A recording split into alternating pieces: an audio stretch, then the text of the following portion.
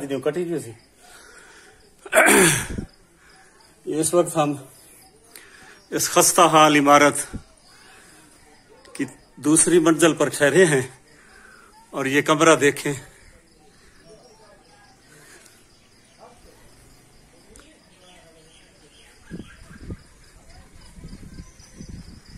इसकी छत मुलाहिजा फरमाएं।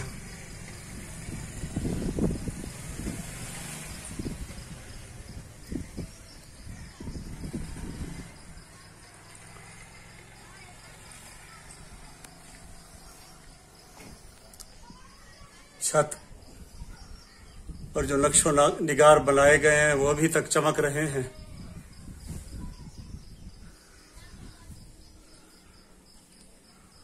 उन्नीस 1966 में नवाब सादिक अहमद खान साहब की वफात तक और उसके बाद कई सालों तक यह इमारत इंतहाई बेहतरीन हालत में मौजूद थी, लेकिन उसके बाद टूट फूट का शिकार है, क्योंकि इसमें लगा हुआ कीमती सामान अब बेचने के काम आता है।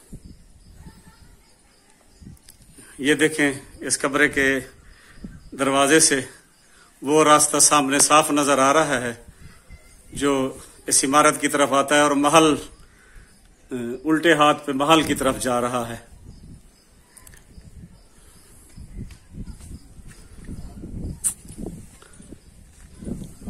ये देखें, ये इस तरफ सीढ़ियां बनी हुई हैं, लेकिन क्योंकि इंतहाई खस्ता हालत में है अंदर नहीं जा सकते हम। ये ना हो कि इसको और गिराने का बायस हम भी बन जाएं।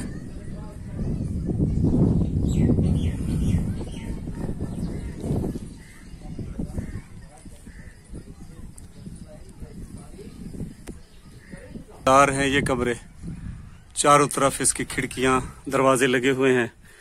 ये सीढ़ियां ऊपर जा रही हैं दूसरी मंजिल और तीसरी मंजिल की तरफ। दोनों तरफ से, उस तरफ से भी सीढ़ियां हैं, इस तरफ से भी सीढ़ियां हैं ऊपर जाने के लिए। और एक ये कमरा है, जरा तसव्वुर करें जब ख्वाजा गुलाम फरीद साहब यहाँ आते होंगे और इन कमरों में तशरीफ लाते होंगे, अल्लाह अकबर, क्या शान होती होगी और क्या रौनकें लग जाया करती होंगी और क्या रूहानी महफिलें लगा करती होंगी यहाँ।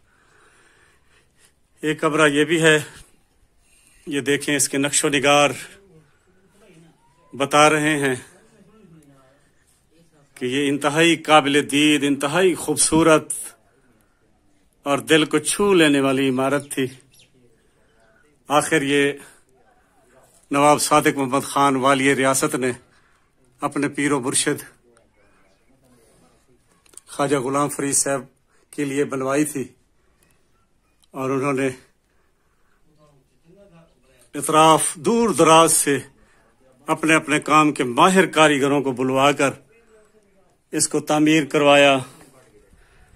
और इसमें जो लकड़ी का काम हुआ ठहरा है, ये आप देखें, ये लकड़ी दुनिया की कीमती तरीन लकड़ी सागवान और दियाल का ये सारा काम है। और अब तो यहाँ टोका मशीन भी लगी हुई है। ये जो हाल कमरा है इसका, ये देखें, छत पर से जो सागवान और दियाल के गार्डर या बाले थे, वो मेरे ख्याल में जिसके हिस्से में ये इमारत आई है उन्होंने उतरवा कर बेच दिए होंगे, क्योंकि वो इंतहाई कीमती थे। और उसकी जगह पर इस छत को गिरने से बचाने के लिए पुराने टीयरन और पुराने गार्डर लगा दिए हैं। बहुत बड़ा शालामार बाग भी था जो यकीनन यहाँ आने वाले लोगों को बहुत प्यारा लगता होगा। और ख़ास तौर पर ख्वाजा साहब की जो तबीयत थी या मिजाज था, उसके मुताबिक तो ये कमाल की जुड़त है आपस में। ये देखें इमारत को, बाग की इस तरफ से, दूसरी तरफ से तो बाग का सफाया हो गया है, और प्लाट बनाकर बेचे जा रहे हैं। दूसरी तरफ से भी आपको इमारत का व्यू दिखाते हैं। अभी अब आप क्या बता रहे हैं लोग कि इसके नीचे भी एक मंजिल है, उसके अंदर जाने का रास्ते भी थे जो अब बंद हो गए हैं, लेकिन वो नीचे मंजिल वैसे की वैसी मौजूद है, रास्ते बंद हो गए। ये देखें, ख्वाजा गुलाम फरीद साहब जब यहाँ डेरा नवाब साहब से मिलने के लिए तशरीफ लाया करते थे, तो ये महल से चंद थोड़े से फासले पर ये इमारत मौजूद है।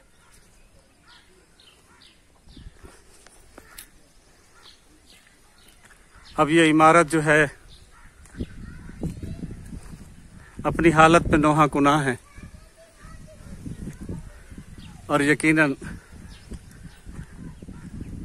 हमारे वसेब के और पूरे आलम इस्लाम के बहुत बड़ी हस्ती ख्वाजा गुलाम फरीद साहब के चाहने वालों को भी इस इमारत को इस हालत में देखकर ज़हनी और दिली तकलीफ होगी।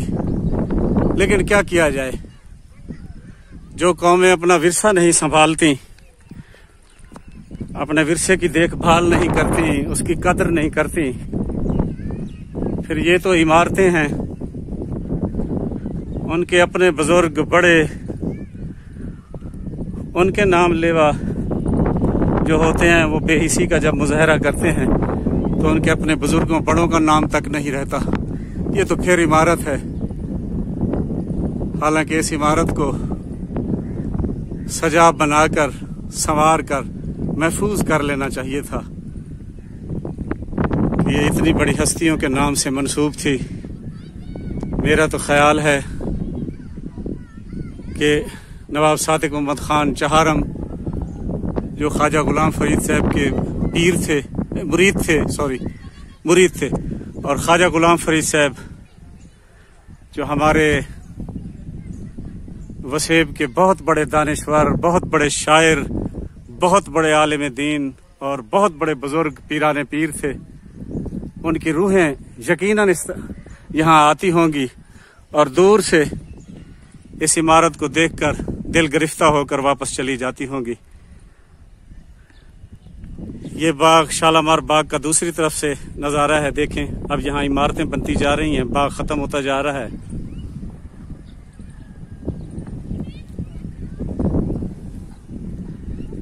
ये इस इमारत की तरफ आने वाला दूसरा रास्ता है जो अंदरून डेरा नवाब से इधर आता था, वो महल की तरफ से आने वाला रास्ता है। ये देखें, आपको यकीनन ये इमारत, इसकी बनावट, इस पर लगा हुआ सामान बता रहा होगा कि ये कितनी शान और शौकत वाली इमारत थी और कितने अजीम लोग यहाँ आकर ठहरा करते थे। अब मैं आपको सामने से इस इमारत का नज़ारा करा दूं ताकि आप भी मेरे इस दुख में शामिल हो जाएं कि हमारे बुजुर्गों और नेक हस्तियों के साथ वाबस्ता इमारतों का अब क्या हाल है, क्या हशर है। ये देखें, ये दूर का व्यू है सामने से।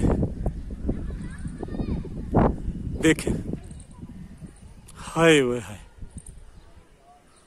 ख्वाजा साहिबा। अच्छा, ये इस इमारत में जरा देखें कि पर्दादारी का कितना ख्याल रखा जाता था। वो मुरीद जो अपने घर की औरतों के साथ आया करते थे, या वो औरतें पर्दादार जो ख्वाजा साहब से बाज़ मसाइल के सिलसिले में मिलने के लिए आती थी, दुआ करवाने के लिए आती थी, तो उनके आने का ये रास्ता था। इन सीढ़ियों से ऊपर जाके ये जो है ऊपर, ये आप देख रहे हैं लकड़ी का, अब ऐसे महसूस हो रहा है कि शायद कोई बर्तन रखने की जगह है या चीजें संभालने की। ये असल में गैलरी हुआ करती थी, बापर्दा लकड़ी की बनी हुई। और ये जगह जो खाली दिखाई दे रही है, यहाँ पूरा 6-6, 7-7 फुट ऊंचा इंतहाई खूबसूरत लकड़ी के साथ इंतहाई खूबसूरत बना हुआ पर्दा हुआ करता था, ताकि बापर्दा खवातीन जो इधर से आए और मर्दानी तरफ बिल्कुल ना आए, वो सीढ़ियों से होती हुई इस बापर्दा जगह से गैलरी में से होती हुई ख्वाजा साहब के उधर कमरे में जाकर उनसे मुलाकात कर लें और अपने मसाइल का हल या उनसे दुआ करवाएं। तो अब तो ये देखें, वो गैलरी का नामो निशान ही बाकी नहीं रहा। लोग बता रहे हैं कि ये गैलरी इंतहाई खूबसूरत और दीदा ज़ेब हुआ करती थी। और ये वो देखें, वो सामने आपको वो दरवाजा नजर आ रहा होगा, ये जो इस तरफ से आते हुए सामने खुलता था और आगे की तरफ लोग जाते थे।